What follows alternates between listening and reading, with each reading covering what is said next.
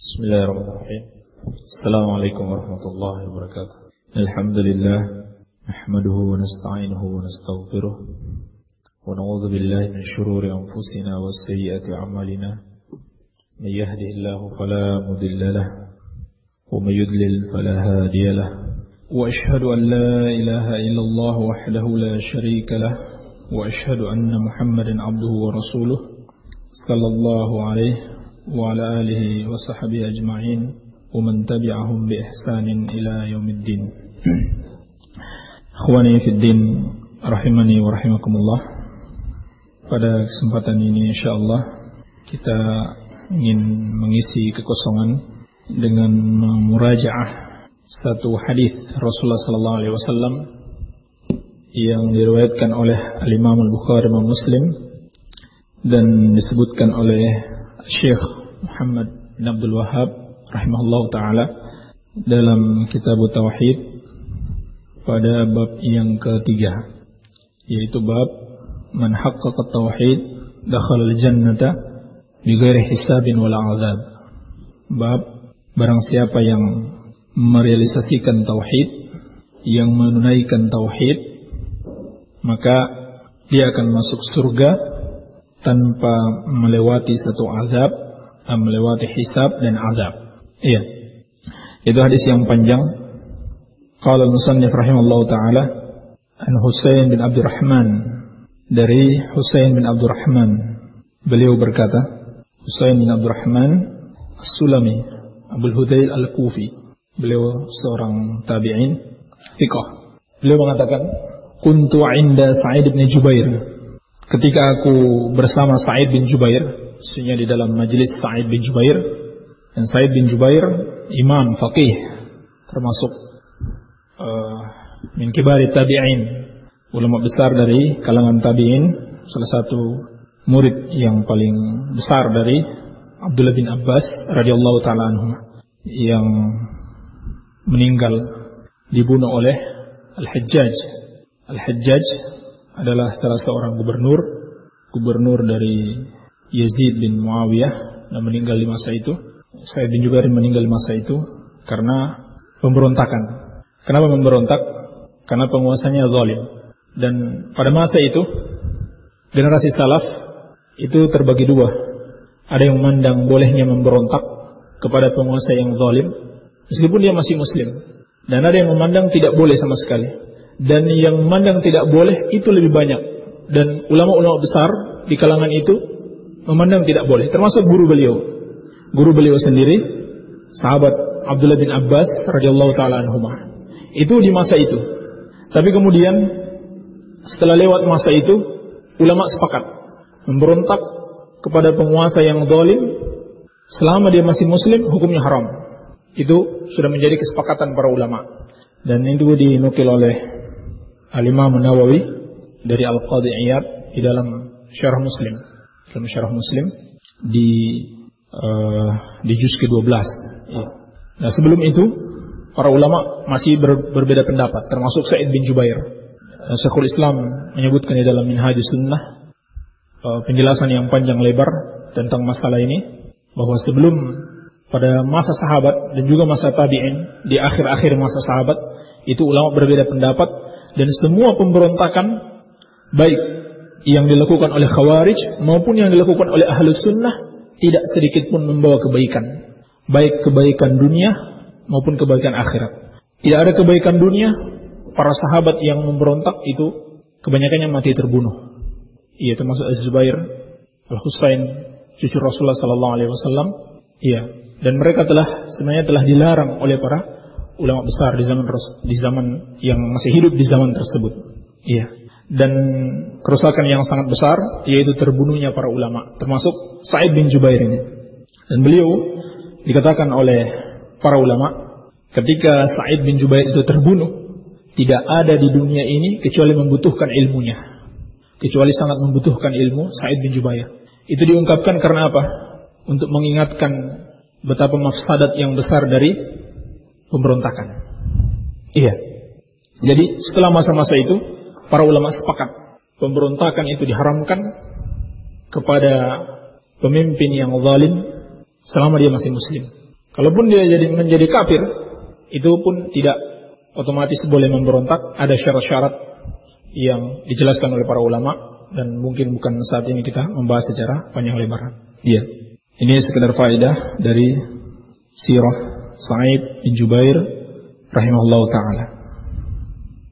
Faqal, maka pada saat itu, sebelumnya faedah yang penting sekali juga kita sebutkan. Jadi tidak boleh kemudian orang-orang zaman sekarang atau setelahnya itu menjadikan alasan bolehnya pemberontakan dengan alasan karena dulu juga sahabat ada namanya Abdullah bin Zubair pernah memberontak. Aisyah pernah berperang dengan Ali. Kemudian sahabat-sahabat yang pernah berperang dengan pemerintah, itu tidak boleh sama sekali. Sebab itu di zaman itu. Dan sebenarnya di zaman itu pun hukumnya sudah haram. Cuman sebagian para ulama itu menakwil hadis-hadis tentang larangan pemberontakan. Tapi setelah itu telah terjadi kesepakatan, telah terjadi ijma', tidak boleh memberontak kepada penguasa yang zalim, penguasa muslim, baik yang adil dan bertakwa maupun penguasa yang zalim maupun fasik.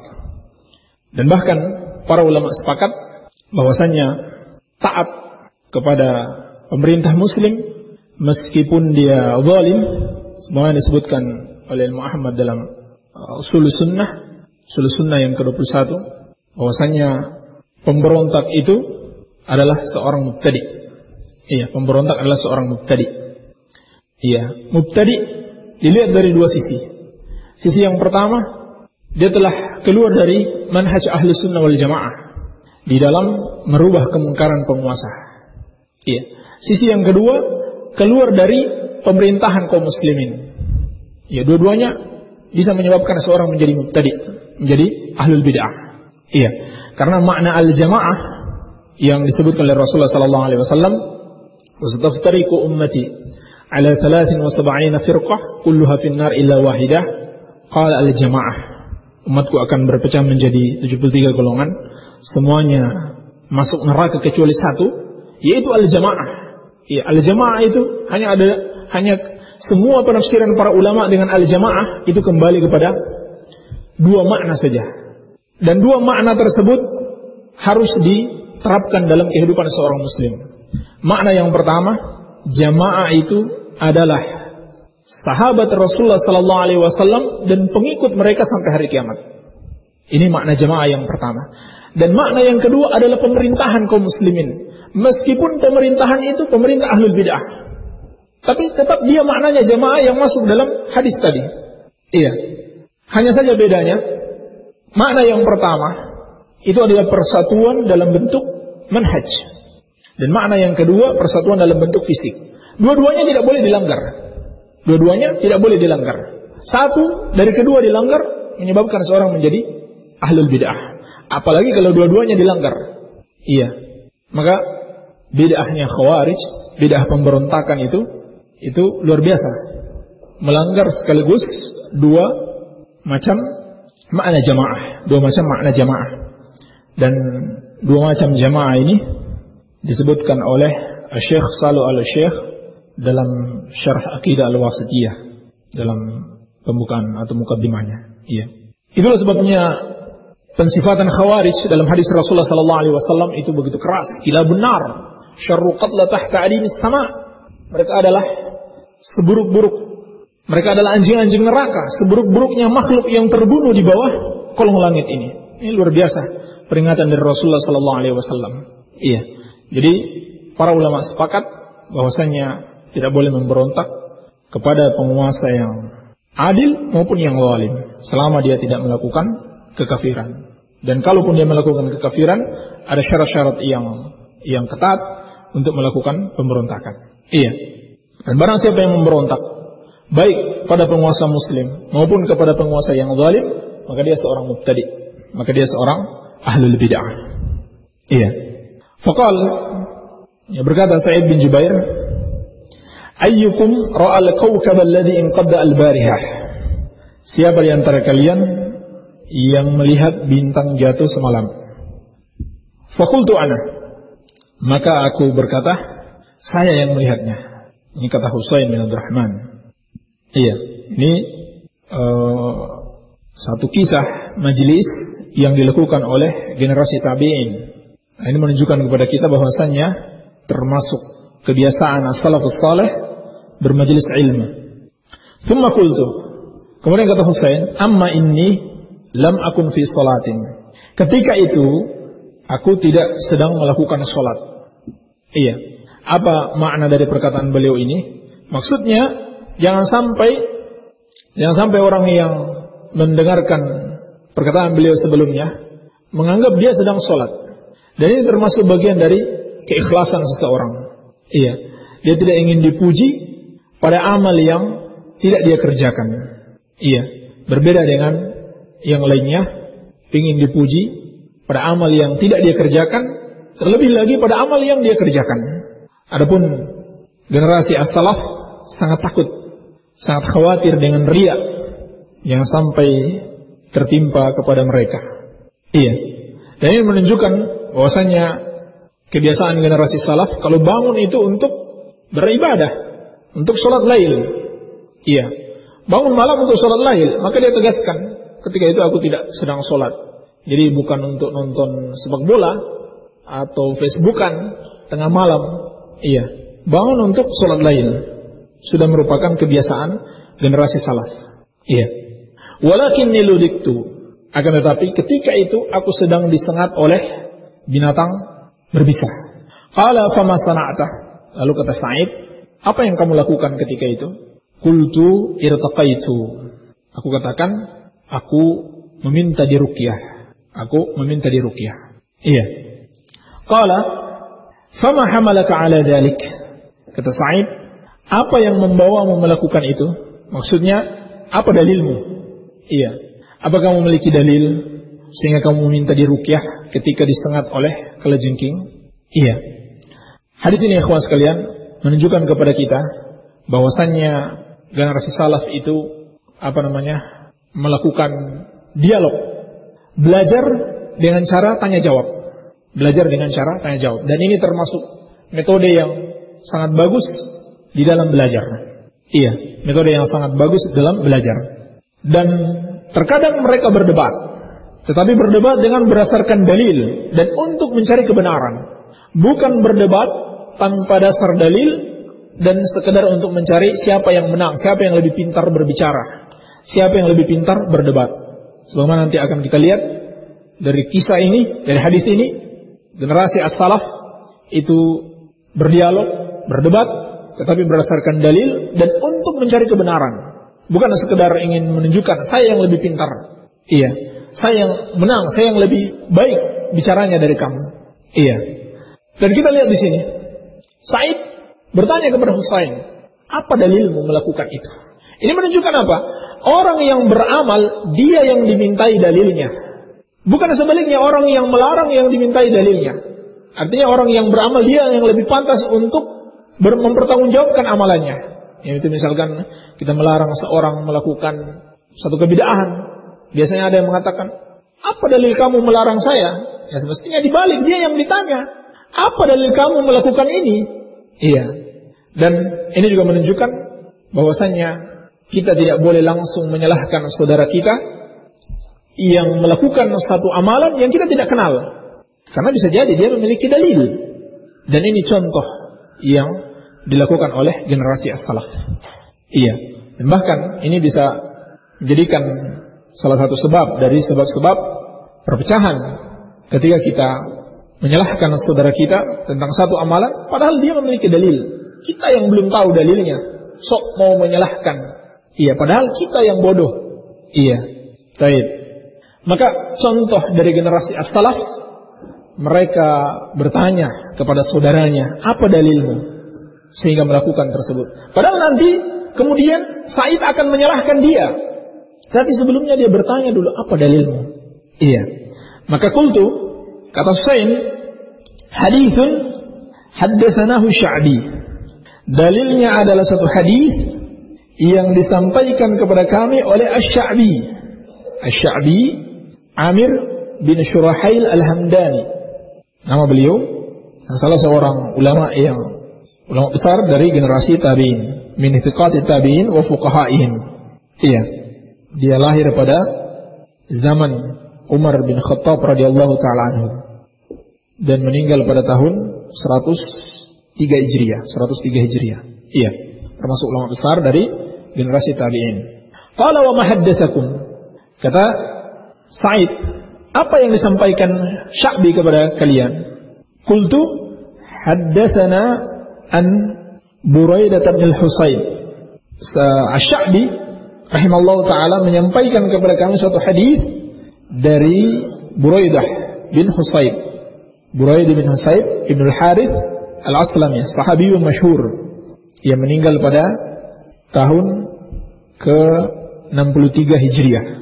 Iya. Annahu qala, bahwasanya dia mengatakan, la ruqyata illa min ainin aw humatin. Tidak ada ruqyah kecuali dari penyakit ain dan penyakit yang disebabkan oleh gigitan binatang berbisa. Gigitan binatang berbisa. Iya.